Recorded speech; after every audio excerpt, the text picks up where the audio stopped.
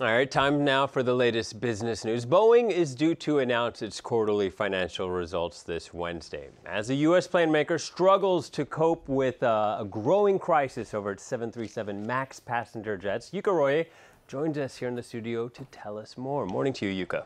Morning. The crisis has already cost the company more than $8 billion, and that amount is set to rise. Ahead of its much-anticipated quarterly results later this Wednesday, the head of commercial aeroplanes at Boeing has been shown the door.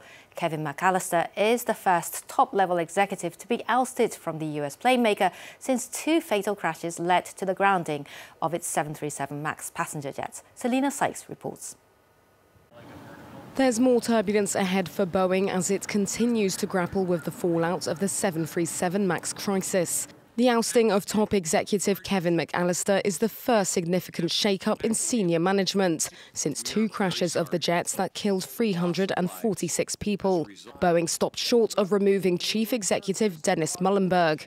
Instead, they stripped him of his chairman title just over a week ago. The moves are the most direct effort so far by the airplane maker to hold someone accountable for the two fatal crashes. The first in Indonesia in October 2018, and then in Ethiopia in March this year. The company is now facing mounting pressure after a series of messages became public, suggesting that concerns had been voiced about the jet's automated system as early as 2016. The system was found to have played a role in both accidents. In a transcript, the 737 MAX's then test pilot said the MCAS flight control software had been running rampant in a simulator session. The revelation sent Boeing shares tumbling and has prompted US regulators to demand an immediate explanation. The 737 MAX jet has been grounded since March, costing Boeing at least $8 billion. On top of a $5 billion charge for the compensation it expects to give its airline customers. Let's have a look at the markets now. Trading has just got underway here in Europe after the British Parliament rejected Boris Johnson's fast-track Brexit timetable. Paris's CAC 40 was down 0.7% at the open. Among the falling shares, supermarket chains Carrefour and Casino, as well as car maker Peugeot PSA, following disappointing results. Asian shares were mixed this Wednesday. Chinese shares weighed down by Brexit concerns as well as worries over the global tech sector.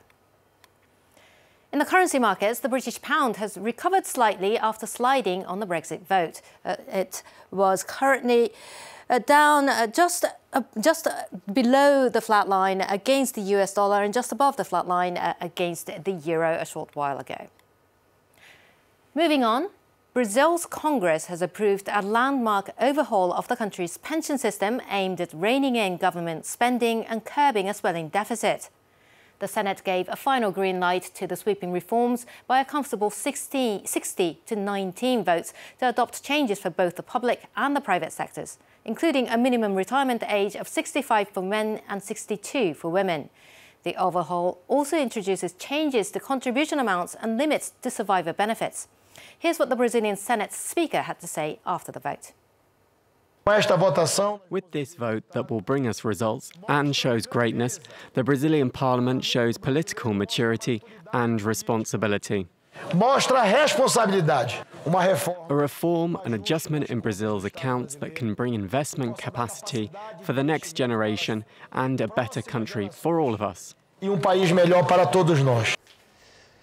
Moving to some corporate results, shares in McDonald's fell 5% after the company missed its quarterly profit target. The company's results showed a 1.8% drop in earnings compared to the same period a year ago, despite a near 6% increase in global sales. The hamburger chain has been spending a lot in technology, including digital ordering kiosks and checkout systems. It's also been facing stiff competition from rival fast food chains.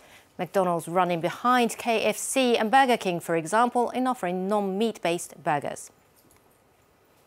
Sports brand Nike has announced its longtime chief executive, Mark Parker, will step down next year to be replaced by board member John Donahoe, who's also been the former head of eBay. Donahoe has been on Nike's board since 2014, while also serving as CEO at cloud computing firm ServiceNow. ServiceNow's shares dropped on the news. The move comes days after the footwear maker shut down its Nike Oregon Project training group following the recent 4-year ban on its founder and coach, Alberto Salazar, by the US anti-doping agency. The departing CEO, though, says his exit is not related to this scandal. That's it for business. All right. Thank you very much, Yuka. Yuka Roya with the business news. Joining